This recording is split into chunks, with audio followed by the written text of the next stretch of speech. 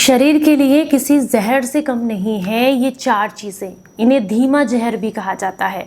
अगर आप चाहते हैं निरोगी रहना तो इन चार चीज़ों को कभी भी इस्तेमाल मत कीजिएगा। जानते हैं वीडियो में कौन सी हैं ये चार चीज़ें। उम्मीद करती हूँ आज की जानकारी आपको बेहद पसंद आएगी और ये जानकारी आपकी अवेयरनेस के लिए है, तो इसे ज़्यादा से ज़्यादा लोगों तक शेयर कीजिएगा। आपको पसंद आती है तो लाइक करें, कमेंट करें और सभी के साथ शेयर करें। चलिए आपको बताती हूँ कि कौन सी है वो चार चीज़ें। Hello everyone, welcome back.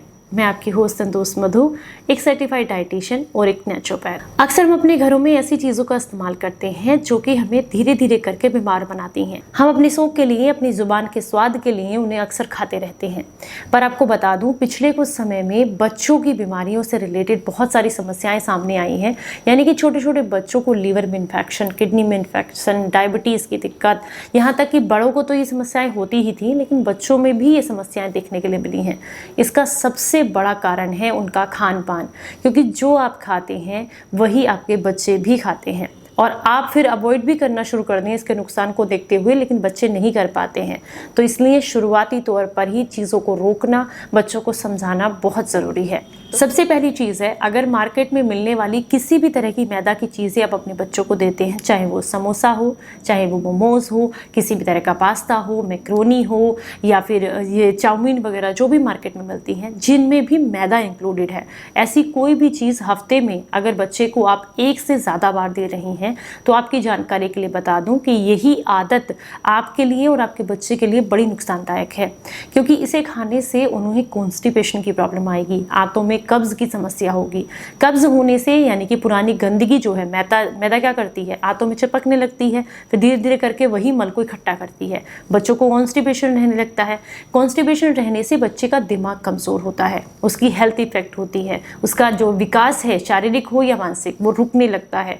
तो इसलिए अगर आप चाहते हैं कि बच्चे हेल्दी रहें तो हफ्ते में, मैं तो कहती हूँ बिल्कुल भी मत दीजिए, लेकिन फिर भी अगर आपके बच्चे खाते हैं तो हफ्ते में सिर्फ एक बार ऐसी चीज़ें दीजिए। इससे ज़्यादा टाइम के लिए आपको ऐसी चीज़ें बच्चों को बिल्कुल भी नहीं देनी है, क्योंकि ये कॉन्स्टिपेशन करती हैं।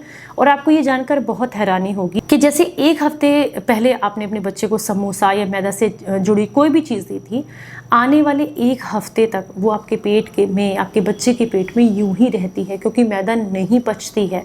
पचने को आप ऐसे अंदाज़ा लगा सकते हैं। देखिए क्या करना है, एक तरफ आटा डालिए, एक पानी में गुदा हुआ आटा आप पानी में डालिएगा, वो थोड़े थोड़े टाइम के बाद घुलने लगता है, लेकिन एक तरफ मैदा को डालिए पानी में, बिल्कुल नहीं घुलती। सेम कंडीशन आपके पेट के साथ होती है।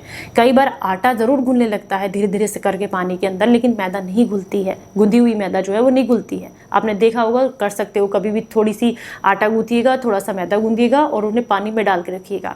तो मैदा जिस तरीके से उस पानी में पड़ी रहती है, ऐसी ही आपके आंतों में पड़ी रहती है। तो प्लीज़ मेरी रिक्वेस्ट है कि बच्चों को मैदा से बनी हुई चीज़ें बिल्कुल भी ना दें। दूसरा, आजकल बहुत फैशन चल गया है बच्चों को तरह तरह की टॉफ़ीज़ देने का, चॉकलेट देने का और कैंडीज़ देने का। इन सब में बहुत अधिक मात्रा के अंदर शुगर का इस्तेमाल होता है, आर्टिफिशियल कलर का, फ्लेवर का और बहुत ज़्यादा प्रिजर्वेटिव्स का इस्तेमाल होता है, जो कि धीरे धीरे करके आपके बच्चे की इम्यून सिस्टम को कमज़ोर बनाते हैं, उन्हें डायबिटीज़ की तरफ लेकर के जाते हैं, उनके लीवर और किडनी को नुकसान पहुँचाते हैं, क्योंकि ज़्यादा मात्रा में इन चीज़ों का इस्तेमाल करने से आपके बच्चे के दांत तो ख़राब होते ही हैं, साथ में बॉडी के अंदर के जितने भी ऑर्गन्स हैं वो भी इफेक्ट होते हैं। तो अगर आपके बच्चे को डेली चॉकलेट, टॉफ़ी, जेलीज़ खाने का शौक़ है तो प्लीज़ उन्हें बंद कराइए, क्योंकि ये आपकी सेहत के लिए बिल्कुल भी अच्छे नहीं हैं। आप कहीं पर भी सर्च करके देख सकते हैं कि इनको किस तरीके से बनाया जाता है। इनके अंदर इतने सारे आर्टिफिशियल फ्लेवर्स मिलाए जाते हैं, कलर होते हैं, बहुत सारे प्रिजर्वेटिव्स होते हैं, जो बेसिकली बच्चे के लिए बिल्कुल भी अच्छे नहीं हैं। उनमें डायबिटीज़ लेकर के आते हैं, यानी कि डायबिटीज़ की तरफ उनको बढ़ाते हैं, मोटापा लेकर के आते हैं, लीवर किडनी का इन्फेक्शन लेकर के आते हैं। इसके अलावा उनके शारीरिक और मानसिक विकास को भी रोकते हैं। तो इन्हें प्लीज़ बच्चों को बिल्कुल मत दीजिएगा। तीसरी जो सबसे ज़रूरी चीज़ है वो है ज़्यादा मात्रा में शुगर का इस्तेमाल करना, चीनी का इस्तेमाल करना, या नमक वाली चीज़ों का इस्तेमाल करना। आपने देखा होगा बच्चे क्या कर रहते हैं, अक्सर या तो चिप्स खाते रहते हैं या मिठाइयाँ खाते रहते हैं।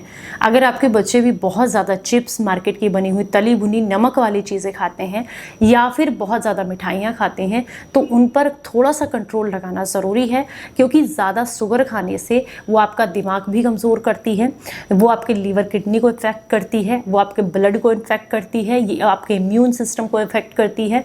यानी कि ज़्यादा मात्रा में शुगर लेने से और ज़्यादा मात्रा में सफ़ेद चीनी लेने से आपके शरीर को बहुत नुकसान होता है।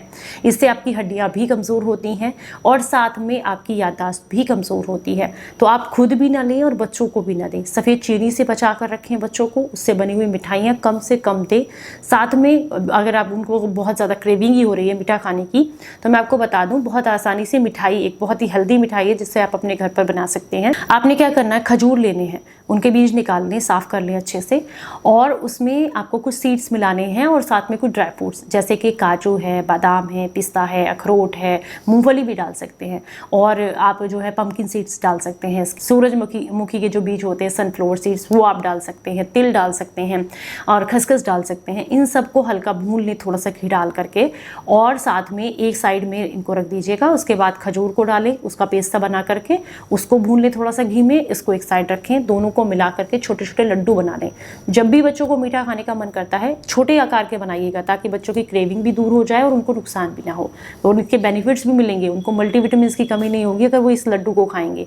स्किन, हेयर सब बहुत अच्छे रहते हैं और मीठे की जो उनकी क्रेविंग है ना वो भी कम हो जाती है। दूसरा, या तो गुड़ खाने के लिए दें या ये इस तरह के लड्डू।